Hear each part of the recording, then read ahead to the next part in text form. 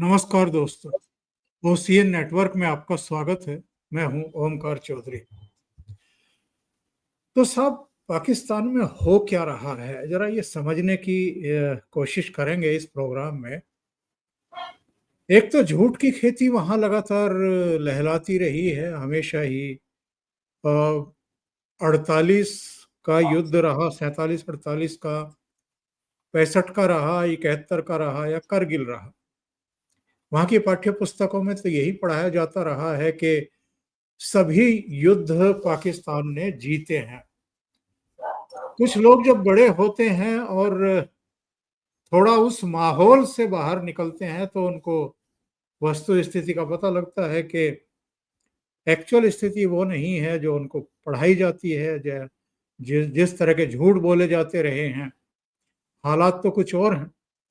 ऐसा ही झूठ अभी ये जो 4 दिन की एक झड़प ही मानता हूं मैं तो, या जो ऑपरेशन सिंधु हमारी तरफ से चलाया गया और उनकी जो छटपटाहट हमें दिखाई दी ड्रोन्स के रूप में, मिसाइलों के रूप में, कुछ जहाजों के रूप में, और जो जो हमने उनका किया अब वो सारी दुनिया जान चुकी है। लेकिन पाकिस्तान में लगातार झूठ बोले जा रहे हैं, जश्न मनाए जा रहे हैं, जुलूस निकाले जा रहे हैं जश्न के। और इसी सबके बीच में जब उनके प्रधानमंत्री भी झूठ बोल रहे हैं, आर्मी चीफ, वहाँ के डिफेंस मिनिस्टर, वहाँ के विदेश मंत्री, वहाँ के उप प्रधानमंत्री, वहाँ का मीडिया भी मोस्टली झूठ बोल रहा है, ऐसे में एक घोषणा होती है जो चौंकाने वाली है। और घोषणा ये होती है कि आर्मी चीफ आसिम मुनीर को प्रमोट कर दिया गया है फील्ड मार्शल के तौर पर। ये अयूब खान के बाद पाकिस्तान में दूसरे हैं जिनको फील्ड मार्शल का तमगा दिया गया है, यानी अब 5 स्टार उनकी छाती पर दिखाई देंगे। लेकिन थोड़ा अंतर है। अयूब खान ने तो तख्ता पलटने के बाद जब राष्ट्रपति बन गए थे तो खुद को फील्ड मार्शल जो है वो उपाधि दे ली थी। लेकिन इन्होंने, ऐसा लगता है कि शहबाज सरकार के, वो कहते हैं ना कि गर्दन पर घुटना टेक करके ये पदवी ले ली है। तो इसके पीछे का इनका मंतव्य क्या है? अगर वो फील्ड मार्शल बन भी गए हैं बुरी हार के बावजूद, तो इसके मायने क्या हैं और इसके जो दूसरे प्रभाव हैं जरा पाकिस्तान की राजनीति पर भी और आस पड़ोस भी, वो क्या होंगे, जरा ये जानने की कोशिश करते हैं। मेरे साथ जुड़ रहे हैं आपके चिर परिचित और जियोपॉलिटिकल मामलों के, भारत पाकिस्तान मामलों के सुविज्ञ जानकार, कश्मीर मामलों के भी और बांग्लादेश के भी, कर्नल अजय रैना साहब। तो उनको जोड़ करके जरा समझने की कोशिश करते हैं। अजय जी, बहुत स्वागत है। नमस्कार। नमस्कार ओमकार जी, आपको भी, दर्शकों को भी। अजय जी, जो घटनाक्रम हुआ है पाकिस्तान में, इसका मतलब क्या है? इसका मतलब समझने के लिए आपको थोड़ा सा 1 महीना पीछे जाना पड़ेगा ओमकार जी। 2 चीजें थी। 1 महीने पहले आर्मी की स्थिति पाकिस्तान में इतनी बदतर हो चुकी थी जो आज तक नहीं हुई। कोई जमाना था कि आर्मी ऑल इन ऑल थी। इमरान खान ने नवाज शरीफ ने कोशिश की, उसको अरेस्ट किया गया। इमरान खान ने थोड़ी ज़्यादा कोशिश की, उसको मारने की कोशिश की, कि जो भी कहानी, जेल में चला गया। लेकिन ओवरऑल क्योंकि पश्तून के टीटीपी पश्तूनिस्तान में कुछ करना चाहती है, बलूचिस्तान में बलोच लगे हुए हैं, उनकी जो फौज के अंदर वही डिविजन्स एग्जिस्ट करती हैं, वहाँ भी बलोच सोल्जर्स हैं, पश्तून सोल्जर्स हैं। और अगर हमारे वेटरन्स को आप पूछेंगे, पुराने हमारे आर्मी भारतीय सेना के, वो बताएंगे कि जब जब युद्ध हुए और लड़ने का मौका मिला तो जो तगड़े लड़ाके थे वो इनके बलोच और पश्तून थे। अब उनकी घरों के ऊपर, उनके सोसाइटीज के ऊपर आप गन शिप्स ला रहे हो, आप फायरिंग कर रहे हो, आप उनको मारने की कोशिश कर रहे हो। और वहाँ पे पश्तून्स का जो पीटीआई ने, जो इमरान खान का जो एक फॉलोइंग है, तो ये सब मिला के ये क्लियर था कि, और इकोनॉमिक कंडीशन जो पाकिस्तान की है, सी पैक बंद हो गया, चाइना आके जूते मार रहा, और फिर ये अपनी 2 डिविजन्स को उठा के चाइना की वर्कर की प्रोटेक्शन में लगाते हैं। तो बहुत बुरा हाल था। इतना बुरा हाल पाकिस्तान आर्मी का नहीं था, तो इट वाज एक्सपेक्टेड कि जैसा कि हिस्ट्री में पाकिस्तान आर्मी का इतना बुरा हाल तो नहीं हुआ था, लेकिन पाकिस्तान अपने अंदर के आंतरिक प्रॉब्लम में पहले भी उलझता रहा, और जब वो उलझा उसने भारत की तरफ रुख किया, चाहे वो 65 हो और 71, ऑफ कोर्स उसका एक लंबी कहानी होगी, तो वो हमारी तरफ देखता है। 99 भी वही था। तो ये एक्सपेक्टेड था कि अगर मुनीर को पूछा जाए, वो कुछ ऐसा काम करेगा हमारे साथ जिसके बाद उसकी अपनी पकड़ मजबूत हो जाए, बिकॉज सब कॉन्टिनेंट और स्पेशली पाकिस्तान की साइकोलॉजी ये है कि ये गाजी है, जो हिंदुओं से लड़ा, काफिर फौज से लड़ा, वो गाजी है, उसके सारे खून माफ है। तो ये एक्सपेक्टेड था। जब पहलगाम हुआ तो उस टाइम भी काफी हमने बात की कि ये चीज चाइना को भी सूट करती है और पाकिस्तान इसको भी, मुनीर को भी, कि मुनीर को पैसे चाहिए, अमेरिका पैसे दे नहीं रहा था, चाइना ने कहा मैं लड़ नहीं सकता, तू लड़ ले, एक लेवल पे रखना, बाकी देखेंगे। और बाद में खैर सीआईए का एंगल निकल आया और वो सब अमेरिकन एंगल निकल आया, बट उस टाइम यही रीडिंग थी ओवरऑल। चाहे अमेरिका था, चाइना था, बीच में जो प्यादा था वो आसिफ मुनीर था, जिसका कटोरा खाली था, पावरलेस हो रखा था, जिसके कोर कमांडर के घर के अंदर घुस के, ऑफ कोर्स उसके आने के पहले की बात है, पर उस टाइम ये डीजीआईएस ही था, तो इसने ये करना ही था। लेकिन जब इसने स्पीच दी हिंदुओं के खिलाफ, टू नेशन थियरी और ऑल्सो ड्रामा, और उसके बाद पहलगाम हुआ, तो अगेन ये हमारे किसी पॉडकास्ट में शायद आपके साथ, अब याद ही नहीं रहता किसके साथ, ये क्लियर था कि ये अभी इसको यहाँ पे इसने एक बहुत बड़ी गलती कर दी।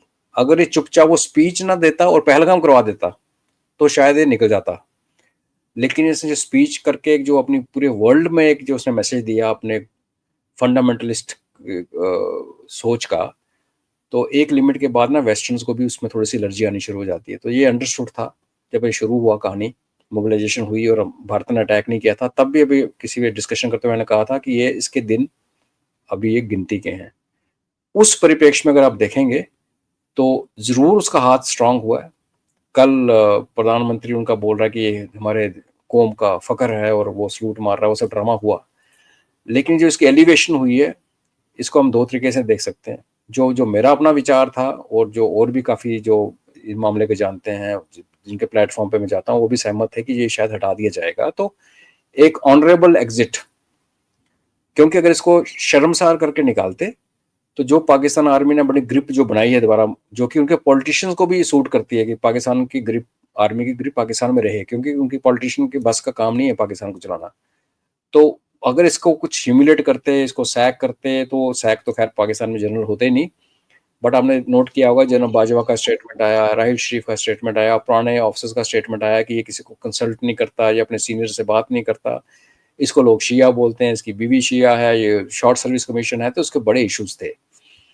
तो एक तरीका ये देखने का है कि इसको रियली अप्रिशिएट करने के लिए, जैसे बोला उनको शाबाश, जैसे आपने कहा कि गर्दन के ऊपर पैर रख के चल भाई मेरे को बना, बिकॉज मुशर्रफ ये कारनामा नहीं कर सका, जनरल जिया ये काम नहीं कर सका, बिकॉज वो डिक्टेटर थे। ये डिक्टेटर होने के बावजूद इसने पॉलिटिशियन को हटाया नहीं, और ये वाले काम जो तगमे देना और फील्ड मार्शल बनाना, जिसको लोग फील्ड मार्शल कह रहे हैं आज, वो एक आपको डेमोक्रेटिकली इलेक्टेड गवर्नमेंट ही दे सकती है। वो बात अलग है कि भारत में ऐसे भारत रत्न भी हुए हैं जिसने खुद को दिया है, हमारे भी कौन से काम है, सब कॉन्टिनेंट वही है भारत रत्न। तो यही कुछ हुआ है। दूसरा तरीका ये देखने का कि इसको ऑनरेबल एग्जिट किया गया है, क्योंकि फील्ड मार्शल का रैंक जो बेसिकली, अगर आप अयूब खान जैसे आपने एक्सप्लेन किया, हमारे संदर्भ में देखेंगे, जो हमारे फील्ड मार्शल मानिक शाह या करेपा, उन दोनों को रिटायरमेंट के बाद दिया गया। वो एक सेरेमोनियल काइंड ऑफ रैंक, वो राष्ट्रपति जैसा है भारत की डेमोक्रेसी में, जैसे प्रधानमंत्री पावरफुल होता है। अब चीफ कौन नियुक्त होता है, इस पे हमें क्लियर इंडिकेशन आई। अगर ये चीफ कॉन्टिन्यूड रहा, फील्ड मार्शल और चीफ, तो फिर हम ये मान सकते हैं कि जो इसको ग्रिप बनी है पाकिस्तान के अंदर, ये सब मार खाने के बाद और लोगों को बहलाने के बाद, बरगलाने के बाद, तो इसने उस पावर को यूज करते हुए अपने आप को स्ट्रांग करके और इसने पकड़ मजबूत कर ली। और अगर ये इसको फील्ड मार्शल बना के रिटायर कर दें, या फील्ड मार्शल बन के घूमता रहे, नया दफ्तर खोल के दे दें, और कोई और चीफ बन के आता है, तो वो एक क्लियर इंडिकेशन है कि इसको साइडलाइन कर दिया गया है। इन दोनों पॉसिबिलिटी के अलावा तीसरी पॉसिबिलिटी दिखती नहीं है, और इसका एक रीजन ये भी है कि जब मार पड़ी पाकिस्तानी फौज को, जैसे कुपवाड़ा के सामने जो आर्टिलरी उनकी आई, उनकी बैरल्स फट गई चाइनीज, तो वहां जो कोर कमांडर ग्राउंड पे थे, थप्पड़ तो उनको पड़े हैं ना।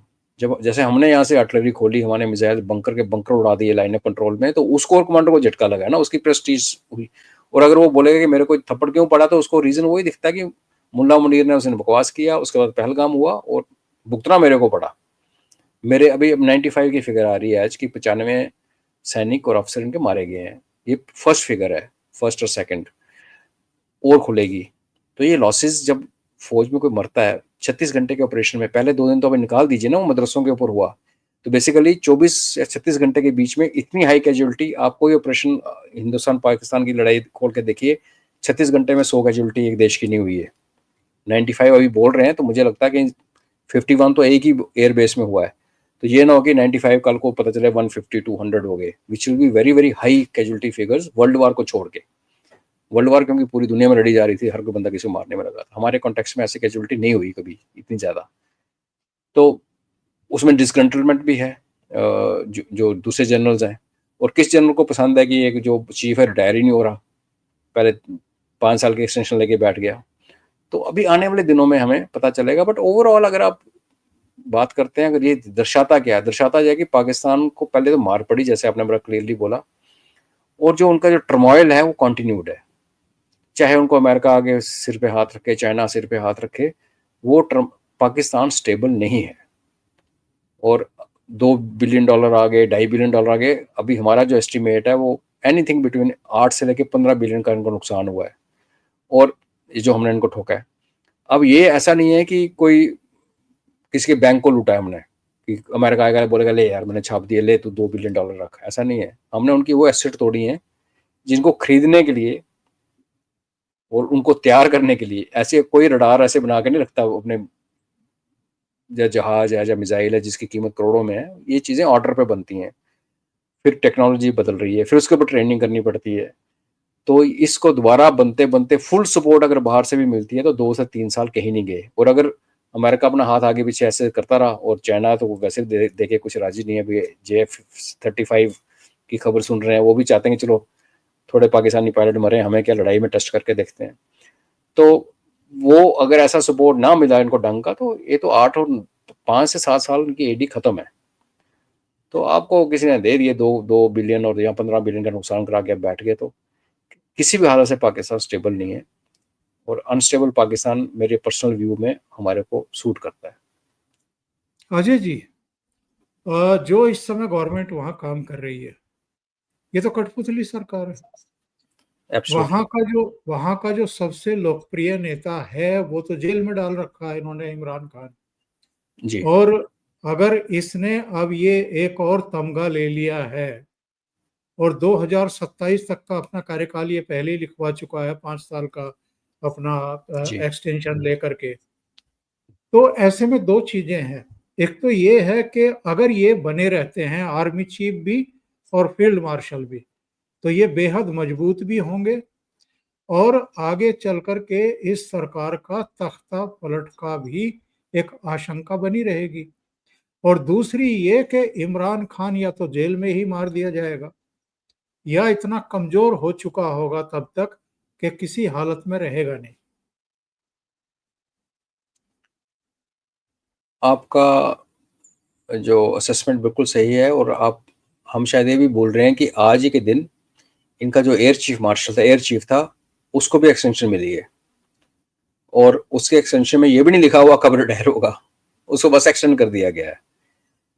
तो वो मेरे को ये जो 2 डेवलपमेंट मुझे सोचने में मजबूर करती हैं कि आपके सामने एक आर्मी चीफ है, एयरफोर्स चीफ है ना, जिन्होंने नेवी तो उनकी लड़ी नहीं, नेवी है ही क्या इनकी, उसमें से आपने एक को एक्सटेंशन दी।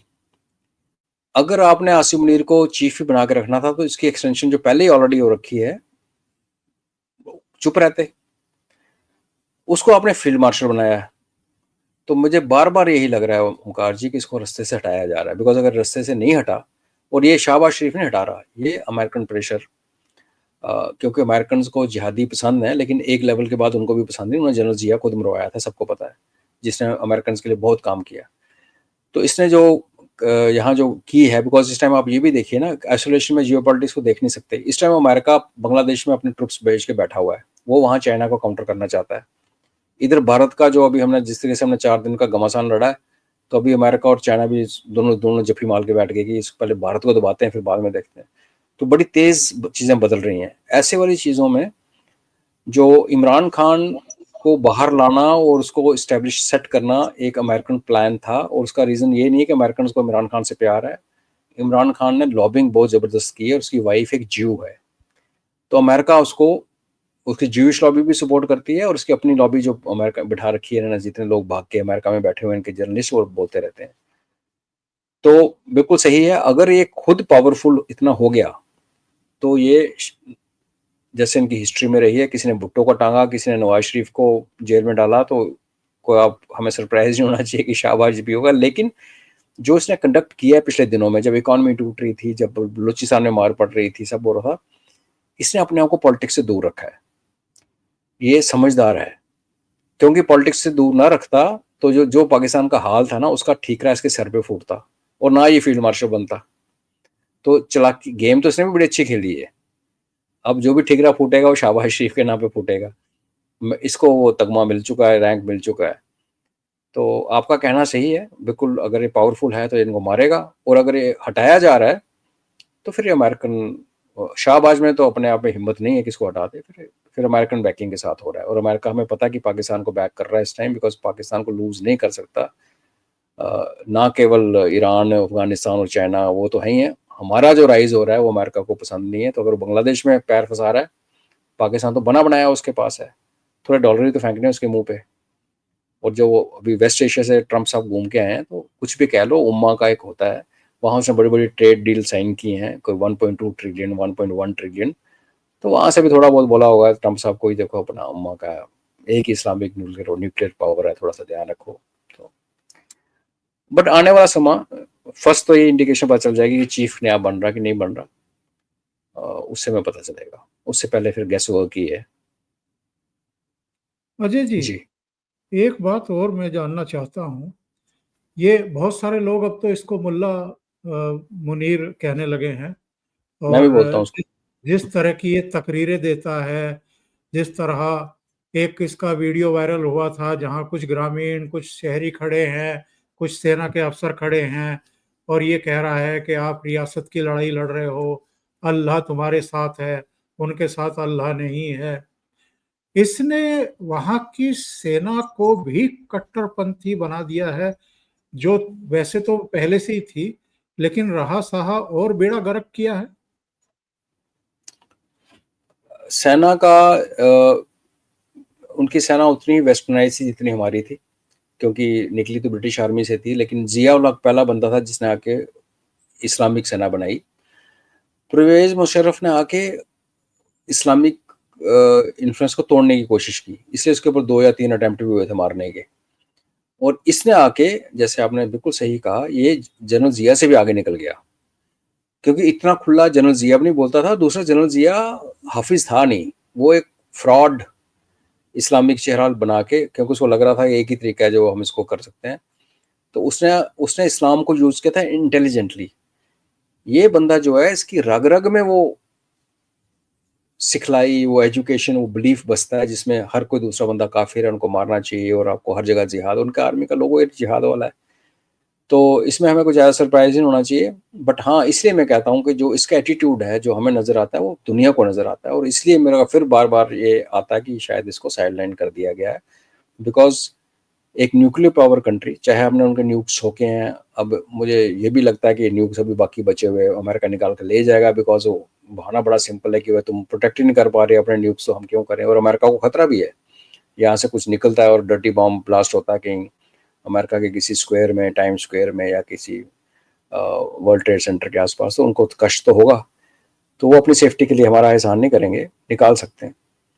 तो इसलिए मेरे को लगता है कि ये इसको साइडलाइन किया गया है, बिकॉज ए न्यूक्लियर कंट्री का स्ट्रॉन्गेस्ट आदमी ऐसी बातें करे, ये इंटरनेशनल लेवल पे एक्सेप्ट नहीं की जा सकती, और लोग देख रहे हैं। एक और घटनाक्रम हुआ है, उस पर भी थोड़ी रोशनी डालिए। बांग्लादेश के आर्मी चीफ जो हैं वो मॉस्को गए हैं। ये क्या घटनाक्रम है? और एक दूसरा घटनाक्रम ये हुआ है कि कुछ पश्चिमी देशों की यात्रा पर निकलने वाले थे मोहम्मद यूनुस, उनकी यात्रा टल गई है, और इधर सिलीगुड़ी में हमारा युद्धाभ्यास चल ही रहा है। 2-3 ऐसे घटनाक्रम हैं जो कुछ इंडिकेशन दे रहे हैं क्या है ये इंडिकेशन? हमें ट्रंप ने, जैसे कि वो बात करता है, उसने कहा था कि संभाल लो आप, प्रधानमंत्री जी को बोला कि बांग्लादेश आपके हवाले। वो जो विंडो हमें दी थी, और ट्रंप बिंग ट्रंप, वो आज क्या चार पाई के किस तरफ उतरता है उसका बयान उस तरीके से आता है। वो विंडो हमने एक्सप्लॉइट नहीं की, ईमानदारी से अगर बात करें। और आज क्या हो गया कि अमेरिकन सोल्जर्स वहाँ आ गए हैं, और वो अराकान आर्मी को एक कॉरिडोर खोलना चाहिए जिसमें उनकी सप्लाई भी जाएगी, इंटेलिजेंस भी जाएगी, सब सपोर्ट जाएगी। तो आपकी एक ऑप्शन जो थी बांग्लादेश को सॉर्ट आउट करने की, नॉन काइनेटिक, वो ये थी कि हम जैसे बॉर्डर हमने बंद कर दिया था, उनकी जो इंपोर्ट इंडिया में हो रहा था, या नेपाल और भूटान में जो जा रहा था, उसको हमने काट फाट के, नेपाल और भूटान वाले को नहीं छेड़ा, अपने वाले को हमने $700 मिलियन कम कर दिया 3 दिन पहले। लेकिन सबसे बड़ा अस्त्र हमारे पास ये था बांग्लादेश को काबू करने के लिए कि हम उनका नेवल ब्लॉकेड लगा देते। अगर हम 10 दिन अपनी नेवी वहां खड़ा करते थे, एक जहाज, तो बांग्लादेश घुटने पे आ जाता है। बिकॉज जमीन हम तीनों तरफ हमारी है, बांग्लादेश वो बर्मा का छोटा सा म्यांमार का स्ट्रेच है, बाकी तो हमारे पास ही है सारा। अराकान आर्मी भी हमारे रिलेशन अच्छे हैं। नेवल ब्लॉकेड वाली कहानी अब खत्म होगी। अमेरिकन आ गए हैं, वो वहाँ बस गए हैं, और उन्होंने अराकान आर्मी को सप्लाई करना है, उनके जहाज आएंगे, अब ब्लॉकेड नहीं लगा सकते। तो एक ऑप्शन हमारी क्लोज होगी, नॉन काइनेटिक। दूसरी नॉन काइनेटिक ऑप्शन हमारे पास थी, जो डैम्स जैसे IWT, हमने यहाँ पे इंडस वाटर ट्रीटी को मैनिपुलेट कर रहे हैं पानी के फ्लो को, वो वैसे वाली कैपेबिलिटी आज की डेट में ब्रह्मपुत्रा पे नहीं है। हालांकि बन रही है, क्योंकि चाइना पीछे बड़े बड़े डैम बना रहा, तो हमें तीन या 4 डैम यहाँ बनेंगे। तो आने वाले दिनों में एक नॉन काइनेटिक ऑप्शन ये भी होगी कि हम पानी को अपनी मर्जी से खोलेंगे, जोड़ें, वो है। तो आज हमारे पास और नॉन काइनेटिक ऑप्शन जो थी कि इंपोर्ट रोक लो, इनका जो जैसे मैंने कहा $700 मिलियन का बिजनेस खत्म किया आपने, सप्लाईज भी यहाँ से बंद किए हैं, बिजली के पैसे आप मांग रहे हो, ये सब नॉन काइनेटिक है। लेकिन हम सब ये समझते हैं कि अगर हमें अपना इंटरेस्ट लुक आफ्टर करना है और चिकन को चौड़ा करना है, तो वो नॉन काइनेटिक तरीके से नहीं हो सकता। क्यों? अमेरिकन ऑलरेडी बैठे हैं साउथ में, चाइनीज आके चिकन नेक के बगल में वो रखी करके गए हैं कि यहाँ एयरफील्ड बनना है। जैसे टर्की के NGOs वहाँ घूम रहे हैं, जो नक्शा अजीब सा नक्शा बना रहे हैं, और जिहादी तो है ही है। तो ऐसे वाले माहौल में हर दिन जैसे जैसे बीतता जाएगा, हमारे लिए जो एक ऑप्शन थी, जैसे आपने कहा सैनिक युद्ध अभ्यास कर रहे हैं, उस अभ्यास को एक्चुअल इंप्लीमेंट करने की ऑप्शन है वो बंद होना शुरू हो जाए, वो खिड़की बंद हो रही है। जैसे मैंने आपको एग्जांपल दी कि नेवल ऑप्शन बंद है आज, मतलब हम झूठ बोले अपने आप को, बात लगे, वो खत्म है। और वो बहुत अच्छी ऑप्शन थी। उसी नेवल ऑप्शन ने पाकिस्तान को भी हिला दिया जब हमारी नेवी मूव की। तो मुझे लगता है कि आप पूछ रहे थे बांग्लादेश में क्या हो रहा, तो बांग्लादेश में एक फूट पड़ रही है, जहाँ पे इनकी आर्मी यस बोल रही है अमेरिकन आर्मी को। यूनुस को चाइना से प्यार है। इनका आर्मी चीफ पहले भी मॉस्को होके आया था, और तब हमको ये समझ आई थी कि ठीक है, यूनुस जो है वो इनका आर्मी चीफ मॉस्को भी गया था, और उससे पहले वो वेस्ट एशिया भी गया था, जहाँ CISS की मुलाकात भी हुई थी। तो वो जो CIA की मुलाकात, उसके बाद पैसिफिक कमांड का जो डिप्टी चीफ था वो बांग्लादेश आया था, और उसके बाद ये मॉस्को गया था। तो हमारे दर्शकों को ये समझना चाहिए कि 1971 की जो लड़ाई थी वो प्योरली रशिया वर्सेस अमेरिका थी, बिकॉज अमेरिका यहाँ पे अड्डे बनाना चाहता था, क्योंकि तब बांग्लादेश ईस्ट पाकिस्तान था। पाकिस्तान सेंटो और सियाटो का मेंबर था, और वो बांग्लादेश में अमेरिका को बेस देने के लिए तैयार हो गया था, और वो चीज़ रशिया को बर्दाश्त नहीं हुई थी। तब आके उन्होंने हमारे साथ पैक्ट साइन किया, जिस पहले 70 में आए, उन्होंने मना कर दिया। 71 में हालात खराब हुए तो फिर वो पैक्ट साइन हुआ, और उसी पैक्ट ने US की 7th फ्लीट को हमारे बे ऑफ बंगाल से आने से रोका, क्योंकि वो फ्लीट अगर आ जाती तो हमारे लिए थोड़ा सा मसला खड़ा हो जाता। तो वही कहानी दोबारा रिपीट हो रही है। तो नेचुरली रशिया हेल्प कर रहा था बांग्लादेश की, बिकॉज बांग्लादेश के अभी 3 महीने पहले क्या सीन थी, जब अमेरिकन नहीं थे, तो ये सीन था कि यूनुस और आर्मी चीफ की आपस में बन नहीं रही थी। यूनुस जाके चाइना की गोद में बैठा हुआ था, ट्रंप नया आया था, और लोग कह रहे थे ट्रंप के पास टाइम नहीं है बांग्लादेश को देखने के लिए। उस हालत में पॉसिबली मॉस्को आर्मी चीफ की हेल्प कर रहा था, सिग्नलिंग कह लो, या जो भी कई चीजें कभी पता नहीं चलती दुनिया में, कुछ हो रहा था। अब भी अमेरिकन आ गए, चाइना भी घुस गया, टर्की वाले भी आ गए, जिहादी भी आ गए, इतनी सी देश है, खाने पीने के लिए कुछ है नहीं। तो उसमें अगर मॉस्को में गया तो कोई हाजिरी लगा के वो भी कुछ, जैसे इनका चीफ अमेरिका जाता है पाकिस्तान का हीरा मंडी का, तो पन्ना मंडी वाला मॉस्को चला गया होगा। यूनुस मियाँ क्यों नहीं जा रहे वेस्ट में, उसका तो रीजन मुझे नहीं पता, आई कांट, स्पेकुलेशन में चला जाएगा। भागने की कोशिश तो नहीं कर रहा था कि खबर लीक होगी हो, आई डोंट नो। वो भी फिर समय बताएगा। पर बड़ा बुरा इस टाइम बांग्लादेश का हाल, मैंने एक बार गलती से बोल दिया था कि पाकिस्तान का नक्शा चेंज होने से पहले बांग्लादेश का नक्शा चेंज होगा, और जब ये ऑप सिंदूर शुरू हुआ तो फिर लगने लगा सबके नहीं पाकिस्तान पहले टूटेगा, पर लगता वही है कि पहले पन्ना देश का ही नक्शा चेंज होगा, और हमने उस नक्शे को चेंज करना है। उसकी विंडो खत्म बंद हो रही है। अब सरकार बेहतर जानती है, तो हम इतने स्पेकुलेट ही कर सकते हैं, दे नो इट बेटर। यानी निगाह जो है वो पश्चिमी सीमा पर भी रखनी पड़ेगी और पूर्वी जी, सीमा पर भी रखनी पड़ेगी। एब्सोल्युटली। अजय जी, बहुत-बहुत धन्यवाद आपका जुड़ने के लिए, इतना समय निकालने के लिए और महत्वपूर्ण मुद्दों पर चर्चा करने के लिए। Thank you so much. Thank नमस्कार। धन्यवाद। जय भारत। नमस्कार। नमस्कार।